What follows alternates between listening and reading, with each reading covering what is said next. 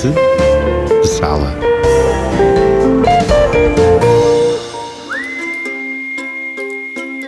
Olá, bem-vindos ao Frente de Sala. Neste episódio falamos com Luísa Sobral sobre o disco que lançou recentemente. É o sexto, em nome próprio, e o mais solar e alegre de todos.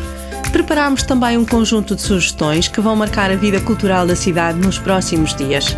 Eu sou a Susana Araújo e este é o podcast da Agenda Cultural de Lisboa. Fique desse lado.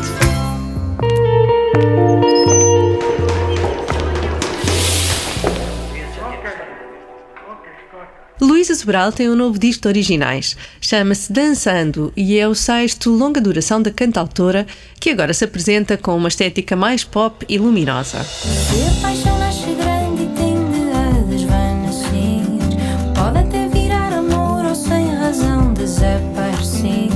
Vivo apaixonada sempre que me apetecer. São 11 canções para elevar o espírito e dançar, que mostram um lado mais desconhecido de Luísa Sobral.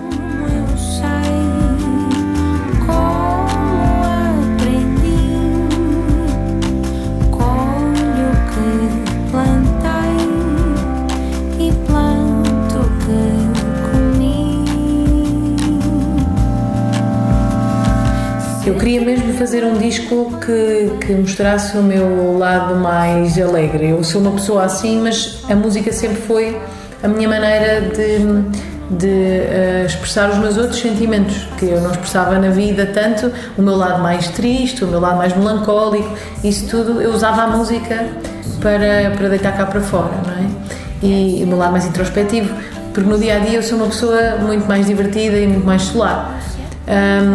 E depois comecei a perceber que a minha música também então não espelhava aquilo tudo que eu sou, não é? Espelhava o meu lado, era um bocado mais terapêutica no fundo, mas depois acabava por não espelhar todos os meus lados. E com este disco, e também por causa dos meus filhos, porque eu punha tantas vezes música em casa para nós dançarmos, porque eles são obcecados pelas músicas dos Beatles, as mais divertidas também, porque comecei a ter vontade de fazer música que eles também pudessem desfrutar comigo, que eles gostassem, que eles dançassem comigo, e foi por isso que eu escolhi este produtor, e foi com essa premissa que eu também comecei a compor para este disco. Colho o que plantei e planto o que comi. O produtor é o brasileiro Tó Brandilione, vencedor de um Grammy Latino, a pessoa certa para dar ao disco a sonoridade pretendida. Um amor de borboletas, bonitas e discretas, que voam ordenadas, mas não deixam de voar. Queria esse som mais divertido, não sei, mais solar, mas também queria esse som de São Paulo, que eu gosto tanto, que há nos discos do Tim Bernardes, por exemplo, e em tantos outros compositores agora. Esse era um som que eu já procurava e que sabia que o Tó tinha e que se adequava a este tipo de disco. Dançando. Balança entre um registro mais introspectivo e melancólico e outro mais feliz. Há doçura e há indignação nos estados de espírito que revela. Será por isso o trabalho que melhor representa Luísa Sobral? É engraçado porque eu acho que se fores ouvir as entrevistas dos músicos sobre os seus últimos discos, eles dizem sempre: este é o disco que é mais eu. Dizem sempre, não é? Mas, no fundo, este disco acaba por ser mais eu nesse sentido de eu poder mostrar vários lados meus. Porque, por exemplo, o último disco, o Rosa, é um disco que eu adoro, mas que é um disco muito melancólico e mostra todo o meu lado melancólico. Mas depois ninguém diria, e eu depois comecei a reparar isso ao longo dos anos, que as pessoas conhecem a minha música, não me conhecem todas. As pessoas acham que eu sou super tipo sardinha, mas muito séria, e depois todas as pessoas que me conhecem desde miúda e todos os meus amigos sabem que eu sou o oposto disso, que eu sempre fui o palhaço do grupo, não sei, eu sempre fui, só que quem ouve a minha música não consegue de todo ver isso. E eu lembro uma vez que tinha uma rapariga que tratava das minhas redes sociais que me dizia: as pessoas acham que tu és assim muito séria, muito doce. Eu, a sério, eu não tinha essa noção de como é que as pessoas me viam de fora, também não passo muito tempo a pensar nisso, não é? Mas não tinha muito noção disso, e isso tem muito a ver com a minha música e com aquilo que eu escolhia que ela fosse, não é? Eu não estou a saber se bem escolhia, mas pronto, nesse sentido sim. Então, este disco é um disco que mostra mais todos os meus lados, porque tem esse lado solar, tem o lado introspectivo, tem o lado político, talvez, então acaba por mostrar um bocadinho mais de tudo aquilo que me importa, eu acho.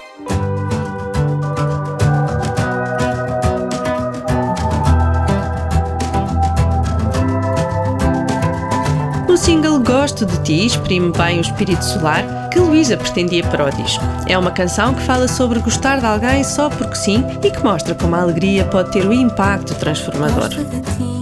Olha, eu ontem recebi uma das mensagens mais bonitas que eu podia ter recebido sobre essa canção, de uma senhora que me disse que ouvia a música em casa com o marido, agora desde que saiu, e que cantava-lhe a letra e tal, e ele teve um acidente agora, muito grave, e ela diz que vai para o hospital todos os dias e canta-lhe a letra da canção, e diz que sente que há alguma reação e que ela acha que a música tem esse poder. E para mim, só essa mensagem, se fosse só essa pessoa, já valia a pena pensar que a nossa música realmente tem essas características, não é? Essa capacidade. No outro dia também dei o showcase na FNAC e veio uma rapariga ter comigo e dizer que ouvia o meu último disco quando tinha ataques de ansiedade, ela, e que ouvia o disco quando começava a ter um ataque de ansiedade, punha a minha música e que isso a fazia acalmar. E eu acho isso mágico. Quando eu estou ali, eu não penso em nada disso, não penso que vou fazer música para acalmar as pessoas, mas realmente que tenha esse impacto é tão bonito, é mesmo, acaba por nos ultrapassar, não é? Gosto de ti e sinto até dor no peito, mas é só feito não defeito, é amor a transbordar. Gosto de ti, gosto só porque sim, porque é tão bom gostar.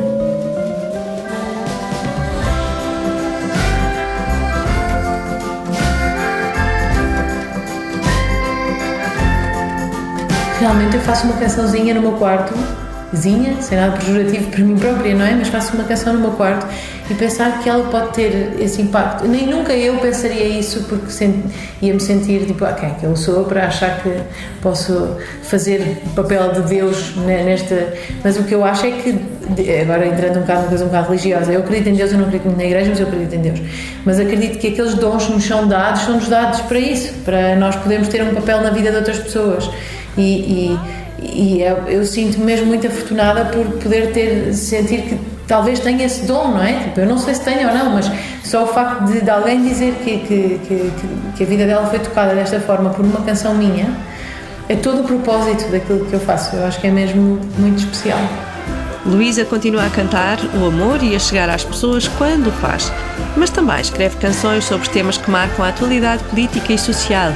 Aborda a condição da mulher, em Maria Feliz, a repressão de género no Afeganistão, em Serei Sempre uma Mulher, e os horrores da guerra, no tema À Guerra. Eu não escrevi porque eu achei que tinha o dever, enquanto compositora, de abordar estes assuntos. Eu nunca escrevo dessa forma. Eu escrevo como uma necessidade minha, de um peso que eu tenho cá dentro, de falar sobre isto e que eu tenho que pôr cá para fora. E aconteceu nos dois assuntos. Quando começou a guerra, eu pensei, eu não posso estar aqui a escrever canções de amor e não falar sobre isto que se está a passar. E falei exatamente sobre isso, sobre essa frustração, dessa impotência, não é? E então eu senti essa vontade de escrever sobre isso. Não foi tipo, porque eu tenho que passar a mensagem enquanto cantautora. Eu não sinto obrigação nenhuma. Eu escrevo sobre aquilo que me apetece. E a mesma coisa na situação das mulheres no Afeganistão. Aqui até foi no Afeganistão, ainda não havia esta situação no Irão. E eu vi uma reportagem sobre as mulheres que lutam pelos direitos da mulher no Afeganistão e senti mesmo uma vontade enorme de falar sobre, tentar pôr-me na pele delas, sendo que eu obviamente não tenho qualquer capacidade para me pôr na pele delas completamente, porque graças a Deus nasci num país onde a mulher é livre de fazer o que quer. Podem tapar-me a cabeça, os olhos e a boca, tapo Deus, não diz o que Ele quiser. Grito mesmo que rouca, que debaixo da roupa serei sempre uma mulher. As redes sociais, em particular a intolerância e o ódio que proliferam nas caixas de comentários, foram também inspiração para este disco. Em As Mães de Hoje em Dia, Luísa Sobral usa da ironia para abordar a maternidade. As mães de hoje em dia, com sabedoria, dizem podem fazer melhor que as outras. Olha, Sendo que há pessoas que não entendem a ironia e o sarcasmo. Eu lembro quando postei um bocadinho desta canção, as pessoas, eu não consigo ter os meus filhos sempre penteados e não sei o quê. E eu tipo, é isso que eu estou a dizer. para constatar que só elas foram feitas para criar. Sou uma mãe perfeita, dedicada, relaxada, não me enervo. Até às vezes, antes do ódio, vem a desculpa da pessoa logo. Eu lembro no outro dia de ver uma mãe qualquer com um filho a soprar um balão. E ela já estava a dizer, atenção que eu sei que é perigoso uma criança desta idade morrer sufocada com um balão. Eu tive toda a atenção e estava sempre ao lado dela. Uma pessoa já tem que se desculpar antes de fazer qualquer coisa, ou quando vai postar, é um sufoco. Eu acho que é engraçado. Nós vivemos numa era em que se fala muito de liberdade de expressão, mas vive-se muito o oposto. Uma pessoa estar constantemente a desculpar-se é tudo menos liberdade de expressão. Logo, uma pessoa parte logo de um sítio pouco livre. E isso faz-me muita confusão, esse julgamento constante e o julgamento constante da maternidade, que para uma mãe é o seu ponto mais sensível.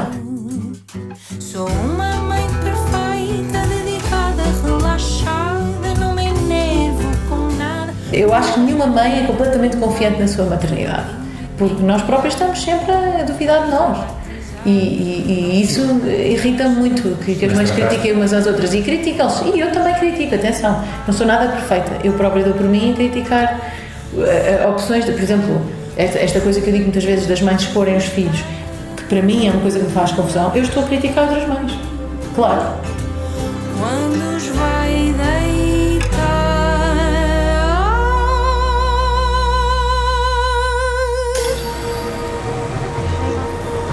Frente de sala.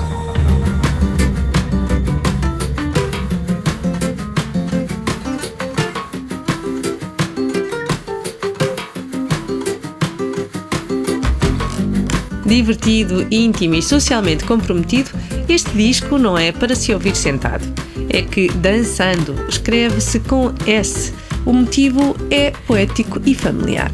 O motivo é uma das minhas grandes inspirações, é a Sofia de Melbreiner, e a Sofia de Melbreiner era prima da minha avó e sempre foi assim o meu maior orgulho familiar, na verdade. Para além do meu irmão, claro. Mas o meu irmão começou a fazer música há poucos anos. A Sofia faz parte da minha família desde que eu nasci e a arte dela faz parte da minha vida desde sempre, até mesmo através da escola, não é? Com as fadorianas e essas coisas assim que nos fazem ler e tão bem. E então, ao crescer, tive sempre esse orgulho da Sofia ser parte da minha família e fui conhecendo a poesia dela e ficando cada vez mais maravilhada e cada vez mais orgulhosa também. E depois vi um documentário dela onde ela dizia que antigamente dançar se escrevia com S e que não fazia sentido nenhum ter mudado para C de cedilha, porque o S é uma letra que dança e o C é uma letra que está sentada, o C de cedilha. E a partir daí, fiquei maravilhada com esta história e a partir daí realmente comecei a olhar mesmo para as letras em si, para as palavras, como algo muito mais poético do que uma soma de letras, não é?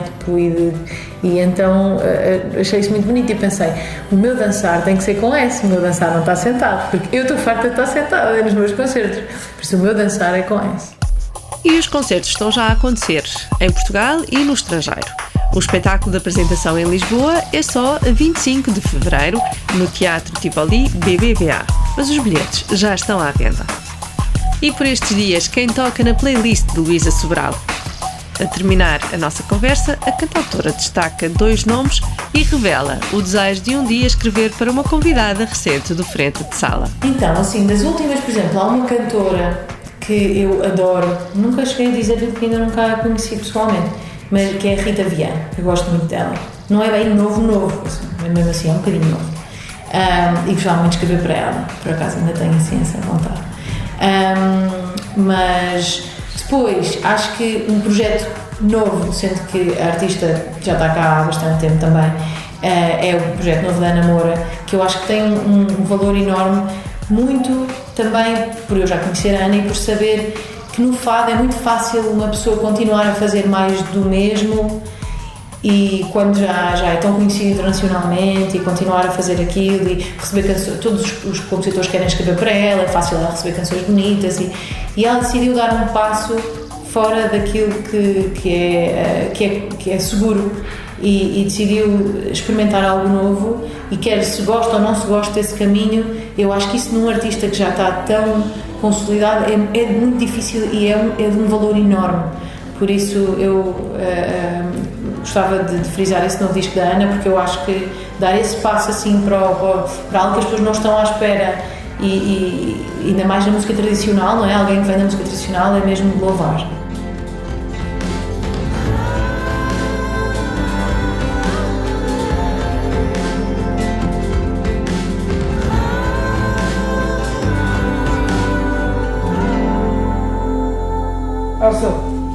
Mr. Brown. Eu acredito que toda a vida é sagrada.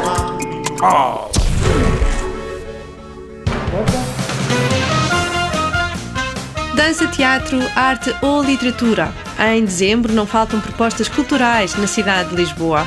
Aqui ficam algumas sugestões. Até 15 de dezembro, o Festival In Shadow está de regresso com uma competição internacional de videodança, documentário e animação, para além de performances, workshops e masterclasses abertas ao público. A programação está em inshadowfestival.com. This is Anna. No Panteão Nacional, a exposição Thalassa Thalassa, o mar e o Mediterrâneo na poesia de Sofia cruza cerca de 3 dezenas de obras de arte contemporânea da coleção da Caixa Geral de Depósitos, com as palavras e os poemas de Sofia de Melbreiner, para visitar até 30 de abril do próximo ano. Havia um poeta que dizia que num poema o primeiro verso era dado pelos deuses, os outros eram feitos pelo poeta. Na Galeria Underdogs, o espaço Cápsula recebe Renascimento Street. Exposição do português Onum Trigueiros mostra peças inéditas de uma proposta exploratória que o artista tem vindo a desenvolver em torno da azulejaria. Uma série de esboços e desenhos sobre papel, um painel de azulejo real e um conjunto de painéis de falsos azulejos em MDF.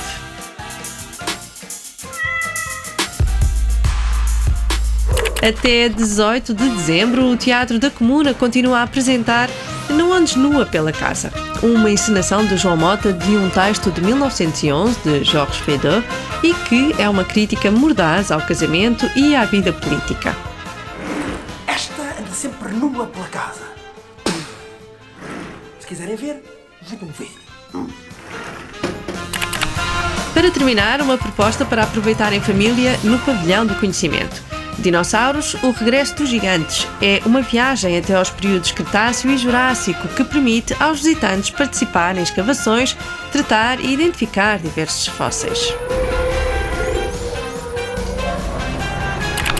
Em agendalx.pt encontra mais sugestões e informações sobre estes e outros eventos. Esperamos que tenha gostado deste Frente de Sala. Nós voltamos na próxima quinzena para lhe trazer mais cultura. Até lá! Este é um podcast da Agenda Cultural da Câmara Municipal de Lisboa que pode ouvir e subscrever nas várias plataformas digitais ou em agendalx.pt. A edição é de Ricardo Saleiro e a sonoplastia genéricos são da autoria de Fernando Figueiredo.